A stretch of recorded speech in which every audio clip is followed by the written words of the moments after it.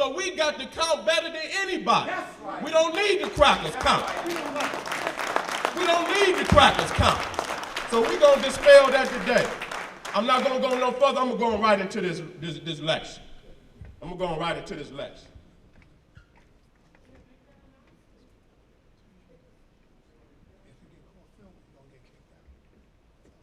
Brothers and sisters, turn the phones off, please. Turn the phones off for the love. For the love, we're going to do right today. It's only the brother Sarnetta, and we're going to be recording this, so you know when the phone get to ringing, it messes up everything. Again, I've been to Kemet 3 times. That's all you need to know. I ain't going to get off into the accolade, because a lot of people have been and can't tell you nothing neither, so I ain't going to weigh too much on that. Let me go to work. I don't know how to turn this one off. I'm going to just lay this one on down. I'm going to lay that one on down. Peace. All right. Hotel. No videotaping, family. Yo, Seti. Yes, sir. This is your time right here. All right. It's going? Go on, baby. All right, let me get moving. On the clock. This lecture is dedicated to the Holy Trinity of the African Liberation Movement, Dr. John Henry Clark, Dr. Yusuf bin Yaqanan, and our General, Khalid Muhammad. Black power! Black power. And all them brothers right there came from the womb of the African woman, the first deity on the planet Earth. So when we get to calling out these deities, if you ain't calling out the African woman, you ain't calling out the black woman, I know you don't know what you're talking about. That's right. This what popped it off, family. This what they made me do it. I didn't ask for it. I heard it on the streets. They're attacking my elders. They're attacking our movement. I had to go into it. I'm going to bring it straight up. The Moorish Science Temple is a covert, pan-Islamic organization established by the Ottoman Turk agents with the sole purpose of dismantling the Black Power Pan-African movement of the Marcus Messiah Garvey and establish a fifth column of Turkish pan-Islamic nationals in America. Prove it, Seti. Here we go. Agent number 1, Deuce. Is it Druze? Druze Muhammad Ali. 1886, 1945 AD. Mold and planning the UNIA by the Ottoman Turk authorities. Proof. Many people think that Noble Jew Ali was wearing the fez first. He was not. This brother was wearing it before Noble Jew Ali. And he was in the UNIA. And he was in charge of Marcus Garvey African Affairs Division of the Negro Speaks. You see right here, these come out of those encyclopedias of Marcus Garvey. Dr. Clark is on the editorial advisory board. Even the philosophy and opinions came out of that encyclopedia. Every letter, every bill, every document that had to do with the UNIA is in that encyclopedia. We understand that, I'll say Deuce, I ain't gonna get off into it. He was born in Egypt. His father could have been an Arab. His mother was Sudanese. But he was born in that element. He was already into the Turkish background, and I was wondering when I was going into the 101s, why Noble Jew Ali had this fantasy for Turk. Turk this, Turk that. How do a brother that's in America end up talking about Turkish history unless somebody that taught it to him?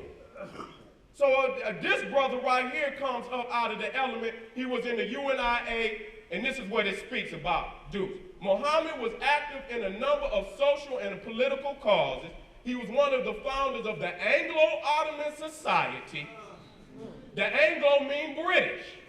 And vice president of the Central Islamic Society, both of which form part of his important involvement with the Ottoman issue, pan-Islamism, and Egyptian nationalism.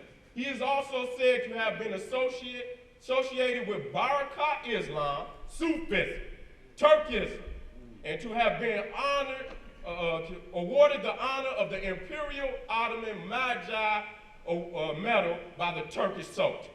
That's Deuce, sitting up in the UNIA. This the brother again, this is the medal. I want you to pay close attention to that medal, because I'm gonna bring it back. Who is guarding the holy city of Mecca today to keep the unbelievers away? Angels. What is the modern name for these angels? Asiatics. What is the shade of their skin? Olive. Olive. Now, when you know the history, at the time which he wrote it, it was the Ottoman Turks in control of Mecca. Look it up. Why has he got this fantasy for Turks? But they want to talk to us about over here. Over here. Why is he not talking about over here? Why is it about the Turks? I want y'all to keep that in mind. This is Sultan Abdul Hamid, 1842-1918, 34th Sultan of the Ottoman Empire. Pay attention to, wait a minute, where's my sword at? I got my sword. Right there. Pay attention to that medal right there. Pay attention to that medal right there. There it is, this Ottoman Turk medal. That's the one Deuce got awarded. You see that? See it? Think I come to play a game? You think I don't know what it is? Yeah, it comes from Amin Ra. That's the origin of it, but you can't call it that. That's not what it is. That's right. That's a sunflower. Now, you can call it whatever you want to call it. I guess if that's a sunflower, then that's a sunflower. Okay? It's Afghanistan. Woo! That's Afghanistan. See, if it walk like a duck and it quack like a duck, it's a duck. That's right. If he keeps speaking about Turk, Turk, Turk, and then we go and see the Turkish medallion and see it on his headdress, don't say sunflower. That's right. That's right. This Afghanistan. See the map? That's a Turk. Bring it home. See it? Do you see it? There it is. There it is. There it is. There it is. But I got one so sweet, it's gonna kill it. The Ottoman Empire coat of arms. You see that medallion right there? Yeah. Woo! There it is. Okay? Talk to me. Woo! Is that it? Yes. All right then. Yes, sir. All right then. All right then. That's the one that Deuce was awarded.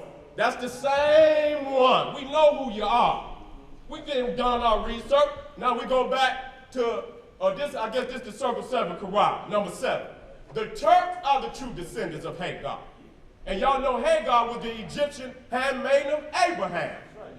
The Arabs say they come from Ishmael, her son. But he says the Turks are the true descendants of Hagar, who are the chief protectors of the Islamic creed of Mecca, beginning from Muhammad I, the founding of the uniting of Islam by the command of the great universal God Allah.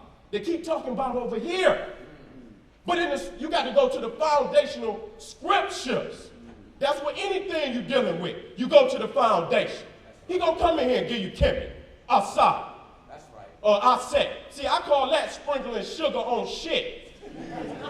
And you can't see the shit for the sugar. That's all it is. Jew Ali's allegiance to the Ottoman Empire is why he spoke so highly of the Turks. Let me go some more. So you see the empire of the Ottoman Turks. And you see right there, they was in control of Mecca. That's why he says they're the chief. Who was guarding the holy city of Mecca today to keep the unbelievers away? Angels. Man, they worship white people, man.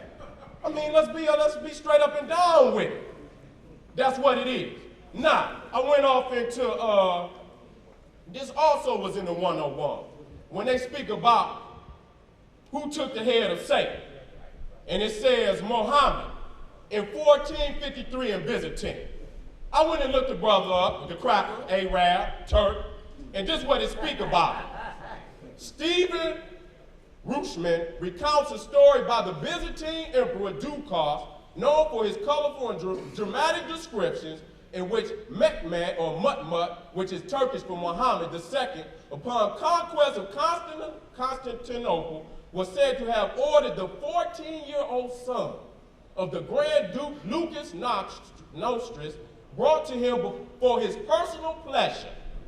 When the father refused to deliver his son to such a fate, he had them both decapitated on the spot. You go in their book, they say